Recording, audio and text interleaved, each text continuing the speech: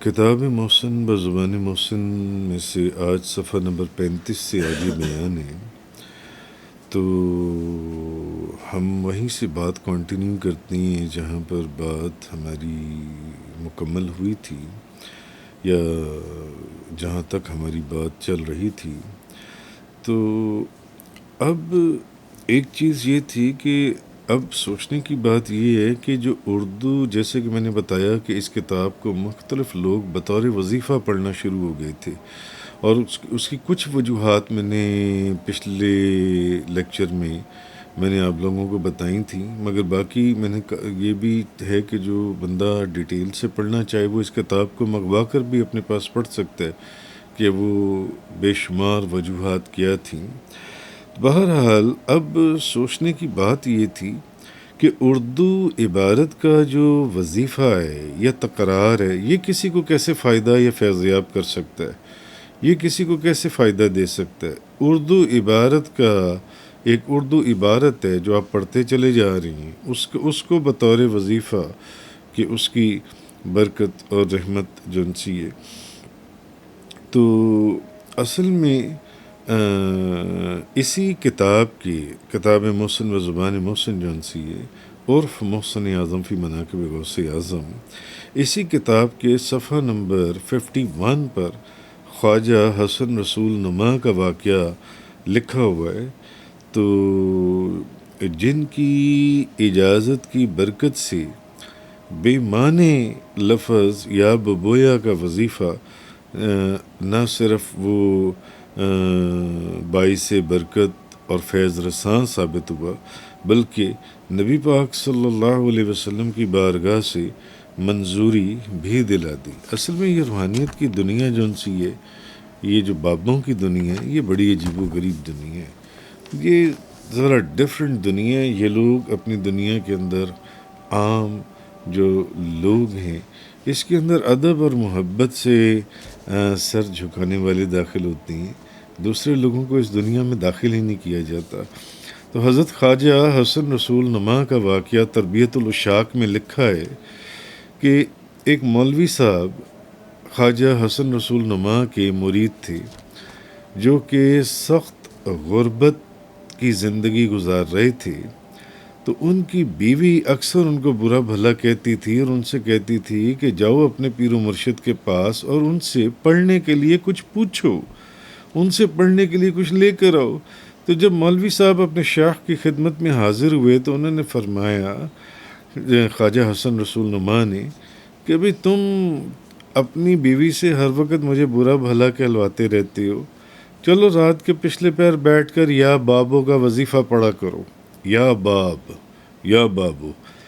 تو اب وہ تو تھے مولوی صاحب جنسی،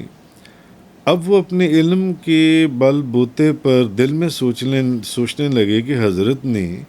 یا بابو جو ہے یہ شاید غلبہ حال میں کہہ دیا ہے، یہ ان کی توجہ نہیں تھی، اصل میں وہ یا وہابو کہنا چاہتے تھے، تو انہوں نے بے دھیانی میں یا بابو کہہ دیا۔ تو چنانچہ اب وہ مولوی صاحب تھے، تو انہوں نے، حضرت نے تو حکم فرمایا تھا کہ یا بابو پڑھنا ہے، انہوں نے یا بابو کی بجائے یا وہابو پڑھنا شروع کر دیا، یا وہابو یا وہابو یا وہابو۔ جب 20 دن گزر گئے، 20-25 دن گزر گئے اور کوئی اثر نہ ہوا، حالات پہلے کی طرح خراب مفلسی اور تنگ دستی جون سی ہے، بیوی نے پھر چلانا شروع کر دیا۔ تو مولوی صاحب دوبارہ اپنے پیر و مرشد کی خدمت میں حاضر ہوئے، خواجہ حسن رسول نما ان کو دیکھ کر فرمانے لگے کہ بھئی تم اپنی بیوی سے خواہ مجھے برا بھلا کہلواتے ہو، تو حالانکہ قصور تو تمہارا اپنا ہے، اور میں نے تو تمہیں یا بابو پڑھنے کے لیے کہا تھا، تم یا وہابو پڑھتے رہے جون سے جا کر جون سے، تو اب جاؤ اور یا ببویا پڑھا کرو۔ اب مولوی صاحب رات کو اٹھے اور سوچ میں پڑ گئے کہ کافی دیر اپنے علم کی ہاں اور نہ کی کشمکش میں رہے کہ مجھے اب یہ پڑھنا چاہیے، مگر پہلے بھی ڈانٹ پڑ چکی تھی کہ بھئی تمہیں پڑھنے کے لیے کچھ دیا تھا اور پڑھتے رہے ہو تم کچھ اور۔ تو اخیر انہوں نے کہا یا ببویا ہی پڑھنا چاہیے، بھلے اس کے کوئی معنی سمجھ میں آتے ہیں نہیں آتے ہیں۔ تو ابھی انہوں نے یا ببویا پڑھنا شروع کیا، تھوڑی دیر بھی نہیں گزری تھی کہ اس وقت کے بادشاہ کے جو آدمی ہیں انہوں نے دروازے پر دستک دی اور انہوں نے کہا کہ بادشاہ سلامت جو ہیں وہ تمہیں یاد فرما رہے ہیں۔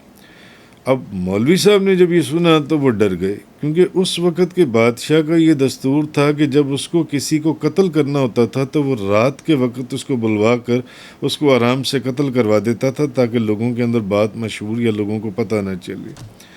اب وہ بیوی بچوں سے، کیونکہ باہر سپاہی کھڑے تھے، بادشاہ کے آدمی تھے، انہوں نے لے کے جانا تھا محل میں، گھر کے اندر تو کوہرام مچ گیا، سب رو رہے ہیں پیٹ رہے ہیں۔ جب وہ بادشاہ کے پاس پہنچے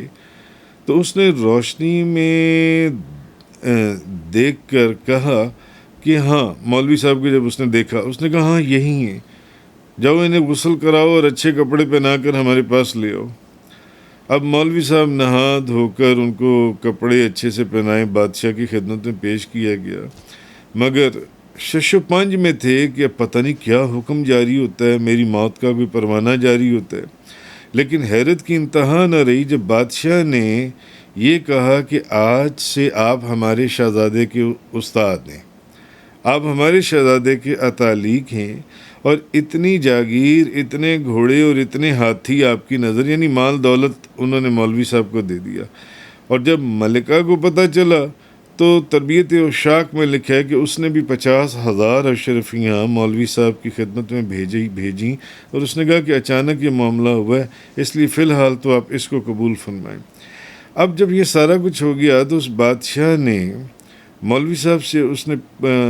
پوچھا کہ مولوی صاحب، یہ حضرت حسن رسول نما یہ کون بزرگ ہیں اور کہاں رہتی ہیں، تاکہ میں ان کی خدمت میں حاضر ہو سکوں؟ کیونکہ تعجب کی بات ہے کہ میری مملکت کے اندر یہ بزرگ موجود ہیں اور مجھے علم ہی نہیں ہے کہ میرے ملک کے اندر ایسی ہستیاں بھی رہتی ہیں۔ کیونکہ مجھے رات رسول خدا نبی کریم صلی اللہ علیہ وسلم نے حکم فرمایا ہے، اس بادشاہ کو خواب میں نبی پاک صلی اللہ علیہ وسلم نے حکم فرمایا ہے، وہ بادشاہ مولوی صاحب کو بتا رہے ہیں کہ فلاں فلاں مولوی صاحب کو اپنے لڑکے کا استاد مقرر کر لو، کیونکہ ہم حسن رسول نما کی بات نہیں ٹال سکتے۔ اب قصہ تو لمبا، مگر مختصر یہ کہ حضرت خواجہ حسن رسول نما نے،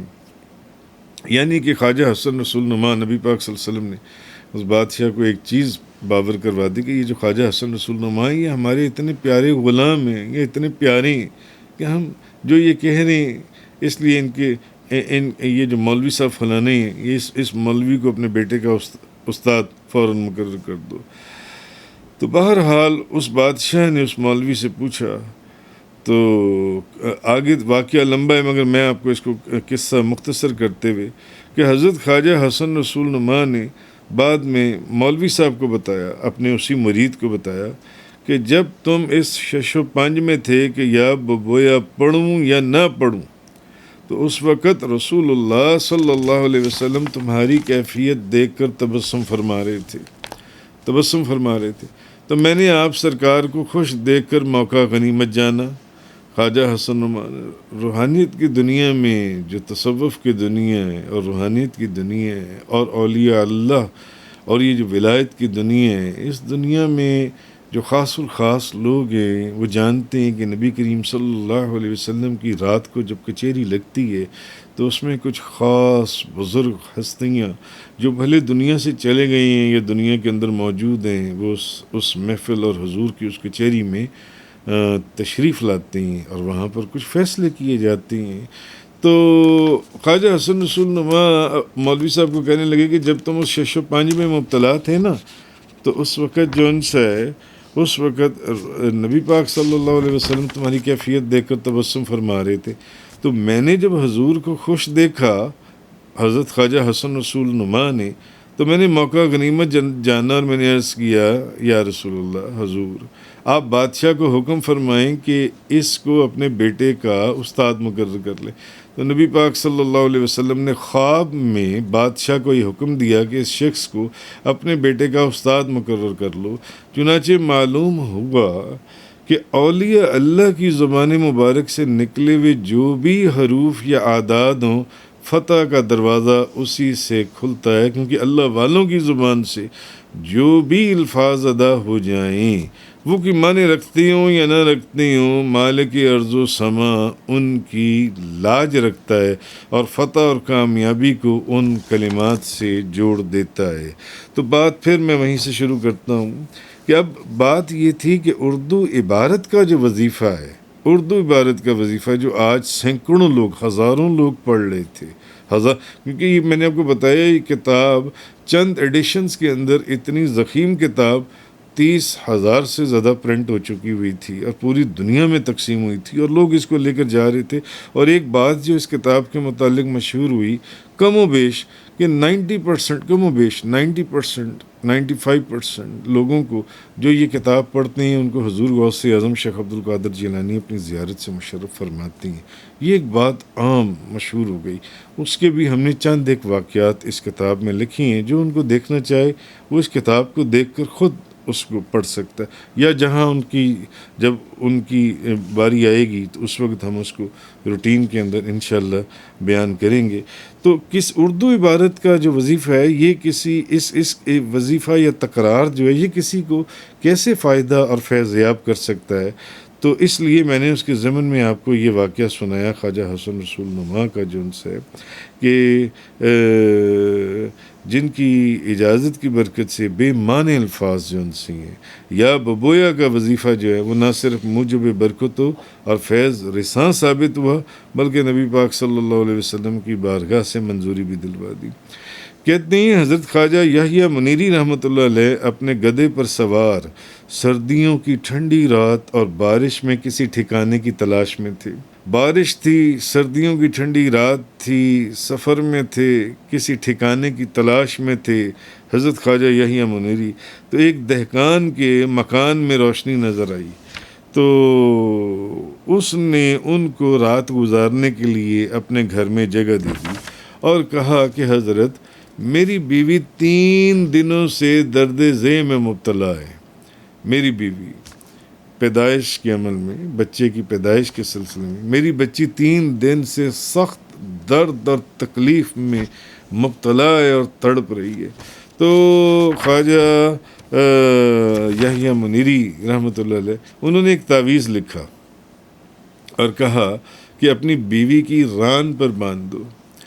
تو جیسے ہی تعویذ باندھا گیا اس عورت کی درد ختم ہو گئی اور بچے کے خیر و عافیت سے یعنی ولادت کی اور رونے کی آواز آئی۔ تو جس درد اور تکلیف میں وہ 3 دن سے مبتلا تھی خدا نے اس کو نجات عطا فرمائی۔ تو اب وہ تعویذ کیا تھا جو انہوں نے اس کاغذ کے پر لکھا، اور انہوں نے کہا کہ اس تعویذ کو اپنی بیوی کی ران پر باندھو جون سے، اور تعویذ کو باندھتے ساتھ ہی اس عورت کی درد بھی ختم ہو گئی اور بچے کی خیریت اور عافیت کے ساتھ ولادت بھی ہوئی